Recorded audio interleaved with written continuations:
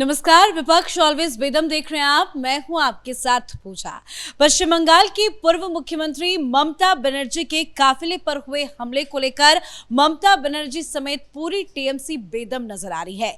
हमले के खिलाफ टीएमसी अब सड़कों पर उतरकर विरोध प्रदर्शन करने की तैयारी में है, तो लगातार इस हमले को लेकर बयानबाजी भी बढ़ती जा रही है। तो कैसे ममता बनर्जी बेदम हो गई है आपको बताएंगे, लेकिन इसी के साथ आज एक संसद परिसर में एक ऐसी मुलाकात हुई है जिसको लेकर पूरी विपक्षी पार्टियां भी बेदम है। दरअसल शरद पवार के 8 सांसदों ने पीएम मोदी से मुलाकात की है और इस मुलाकात को लेकर महाराष्ट्र से लेकर दिल्ली तक में हलचल काफी तेज है। तो इसकी भी डिटेल्स बताएंगे। ज्यादा जानकारी के साथ मेरे साथ आज मौजूद हैं कैपिटल टीवी के editor in chief doctor Manish Kumar और हमारे सहयोगी राज सिंह। सर, सबसे पहले बात करते हैं कि आज जो पीएम मोदी के साथ शरद पवार के 8 सांसदों ने मुलाकात की है, क्या कुछ वजह है, क्या कोई खिचड़ी पक रही है? देखिए, शरद पवार एक ऐसे मंझे हुए राजनीतिज्ञ हैं, वो पब्लिकली इस तरीके से अकेले मिलना हुआ होगा तो अब मिल भी सकते हैं। कुछ दिन पहले सुप्रिया सुले और शरद पवार की मुलाकात भी हुई प्रधानमंत्री से, लेकिन सारे कुनबे को लेकर के जाना ये तो एक पॉलिटिकल मैसेजिंग है।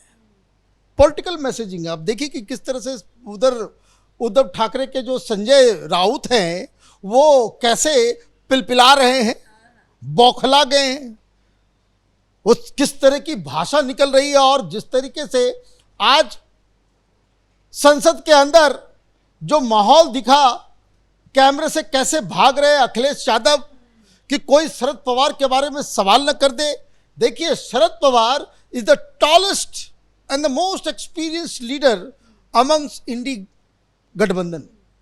इंडी गठबंधन के अंदर उससे बड़ा लीडर तो कोई नहीं पुराना, और वो अपने तमाम जत्थों के साथ, बाकी सब में क्या हो रहा था, बाकी सब में पार्टी टूट रही थी। 5-6 जाकर के चोरी चुपके जाकर के, कभी कोई जाकर के अमित शाह से मिल ले रहा है तो कोई किसी और से मिल ले रहा है और पार्टी टूटने की खबर आ जाती थी। तो वहां जो है खुदरे में लोग मिलते थे। शरद पवार ने कहा कि नहीं भाई, एक ऐसा करते हैं, थोक में ही चल पड़ते हैं। तो वो थोक में ही चले गए और जो जानकारी आ रही है कि वहां साफ साफ, क्योंकि जो कुछ, देखिए राजनीति तो इशारे में होती है। अब मालूम चल रहा है कि आधा से ज्यादा जो लोग वहां पे गए सांसद शरद पवार के, वो भगवा कपड़ा पहने हुए थे, बंडी अलग कलर का पहने हुए, लेकिन अंदर शर्ट कुर्ता जो है वो सब भगवा हुआ भी पहन करके सब लोग चले गए वहां। और वहां बाहर निकल के बोले कि देखिए महाराष्ट्र के विकास के लिए बातचीत हो रही थी। भाई, महाराष्ट्र के विकास के लिए बातचीत करने के लिए प्रधानमंत्री के साथ इस तरह की मीटिंग करने की क्या आवश्यकता थी? तो देखिए, बात बड़ी ही क्लियर है। लगातार कैपिटल टीवी भी इस बात को, और पूरे देश भर में इस बात की चर्चा चल रही है कि शरद पवार पलटी मारने वाले हैं। शरद पवार के लिए सर्वाइवल का एक प्रॉब्लम है। कारण यह है कि 8 में से 6 already they have made up their mind कि हमको एनडीए के साथ जाना है। अगर आप ऐसे नहीं जाओगे तो हम पार्टी तोड़ करके चले जाएंगे सीधे बीजेपी में।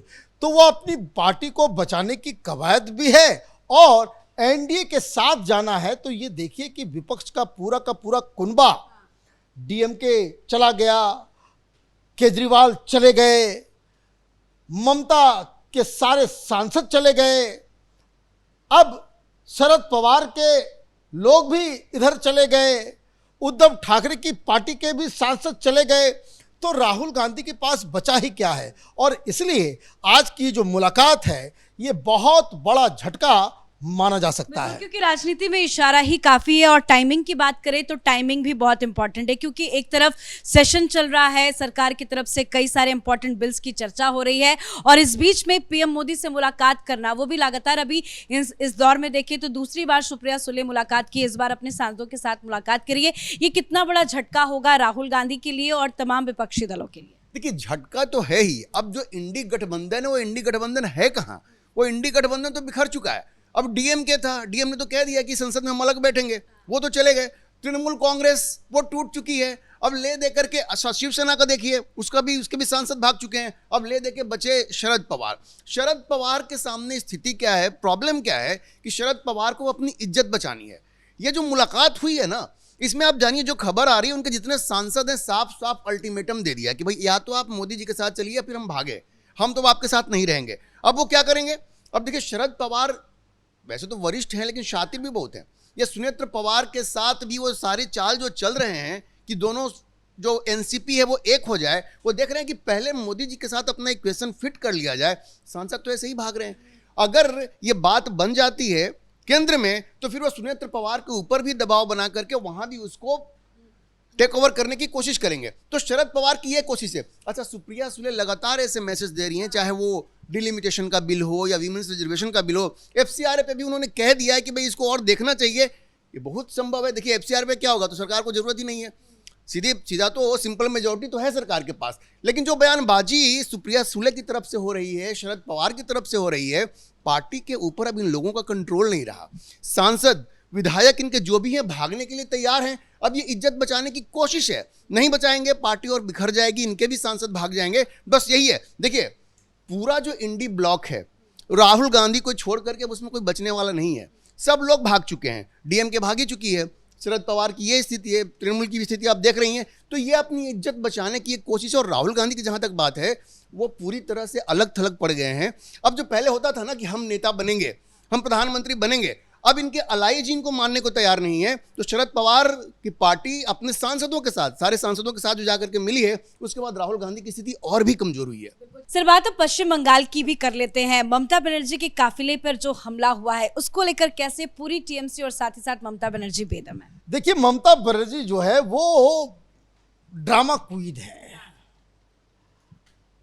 शुभेंदु अधिकारी ने क्या कहा कि भाई आप अपने कार्यकर्ता के यहाँ गई मिलने के लिए, आपको कोई इनविटेशन दिया था? वहाँ कोई कार्यकर्ता की मांग हो रही थी कि भाई आप आए, आप अपने मन से गई। पुलिस फोर्स के ऊपर आप आरोप लगा रही, भाई पुलिस नहीं होती तो आप निकल कैसे आती, वो भी बिना खरोच लगे हुए।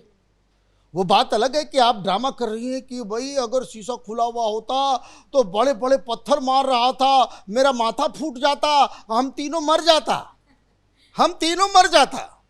तीनों कौन भाई? तो कल्याण बनर्जी गाड़ी में थे, डोला सेन गाड़ी में थी और ममता बनर्जी आगे बैठी हुई थी।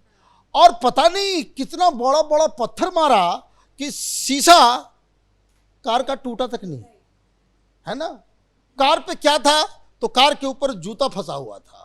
लोग जूते मार रहे थे, पुराने चप्पल मार रहे थे, कीचड़ मार रहे थे। कौन मार रहा था? आप ये कह रहे हो भाई प्रायोजित है, ये देखिए मैं सड़कों पे उतरूंगी, ये मेरा जानलेवा हमला किया मेरे ऊपर। तो ये हमला कौन किया? ये तो आपने खुद वीडियो बनाया। तो वीडियो में तो फोटो है।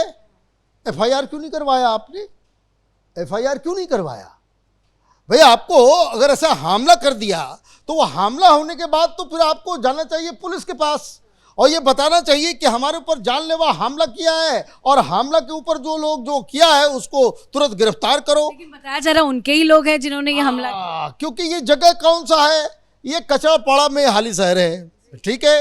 तो ये वही इलाका है जहां ममता बनर्जी के लोग सिर्फ बॉम्ब ही मारते थे। और वहां जो टीएमसी का, जो हाली शहर का जो म्युनिसिपैलिटी का जो चेयरमैन है, वो उसका नाम है कमल अधिकारी। ये टीएमसी का लीडर है। और जिस आदमी की तस्वीर नजर आ रही है जो पूरा कीचड़ हाथ में लेकर के मार रहा है, ढेर जो सबसे ज्यादा अटैक और सबसे ज्यादा गाली दे रहा है, चोरनी चोरनी ममता बनर्जी को कह रहा है, वो तो इस टीएमसी का नेता जो ये कमल अधिकारी, उसका वो चेला है, उसका वो शैडो है। वो जहां रहता है वो टीएमसी नेता, वो साथ साथ जाता है, साथ साथ सब कुछ करता है। तो ये तो आप उल्टे ही फंस गए। अब करना ये चाहिए ममता बनर्जी को और एक्सपोज करने के लिए उस वीडियो के आधार पे लोगों को पकड़ पकड़ के और उनका परेड कराना चाहिए और उनसे पूछा जाना चाहिए भाई किस पार्टी के तुम हो। और अगर ये सब टीएमसी के लोग हैं तो आप ये समझिए कि ममता बनर्जी अपनी साख बचाने के लिए, सिंपैथी गेन करने के लिए अब अपने ऊपर जूता भी मलवा रही है, कीचड़ भी फेंकवा रही है। शुभेंदु अधिकारी ने एक बड़ा बयान दिया। वो कह रहे हैं कि वो जहां गई थी जिस मृत परिवार से मुलाकात करने के लिए, उन्होंने तो बुलाया ही नहीं था ममता बनर्जी को और ना ही उन्हें कोई जानकारी थी कि ममता बनर्जी आ रही। ये जानबूझ के इन लोगों ने ये तमाशा किया। देखिए मेरा तो अपना अलग है, शुभेंदु अधिकारी क्या कह रहे हैं पता नहीं, लेकिन मुझे लगता है कि ये बेसिकली पब्लिक का नब्ज पकड़ने के लिए गई थी कि अभी भी नाराजगी है कि भूल गए लोग कि भाई निकला इसी तरीके से किसी परिवार से मिलने के लिए गए थे ना अभिषेक बनर्जी, तो वहां उनको अंडे मारे गए। तो अब ये देखना चाह रही थी कि 100 दिन अब हो गया, अभी तक नाराजगी है या नहीं है, लेकिन उनको कंफर्मेशन मिल गया कि लोग अभी आपके कुकृत्य को, आपके तमाशा को, आपके एक्सप्लॉयटेशन को अभी लोग भूले नहीं हैं, इसलिए नाराजगी अभी भी बरकरार है। नाराजगी छोटी मोटी नहीं, बहुत ज्यादा नाराजगी नजर आ रही है, क्योंकि इतने दिनों के बाद वो भी डायरेक्ट ममता बनर्जी पर इस तरह का अटैक करना ये बताता है कि लोगों के अंदर गुस्सा है। लेकिन इस नाराजगी को एक्सेप्ट करना चाहिए, जनता से माफी मांगनी चाहिए। लेकिन अभिषेक बनर्जी हो या कल्याण बनर्जी हो, वो जिस तरह के आरोप लगा रहे हैं कि मारने की साजिश थी, पीएम मोदी ने करवाया है, अमित शाह ने करवाया है, शुभेंदु अधिकारी ने पुलिस को भेजा, ये इस तरह का आरोप क्यों लगा रही है टीएमसी? और ये कह रहे हैं कि ये सड़कों पर उतरेंगे, प्रोटेस्ट करेंगे इस हमले के खिलाफ, तो क्या जनता साथ देगी? जनता इनके साथ है कहाँ? अभी देखिए ना, अभी सर ने कहा कि ड्रामा क्वीन है, ड्रामा क्वीन तो इन्होंने कहा, वहां पर नारे क्या लगे?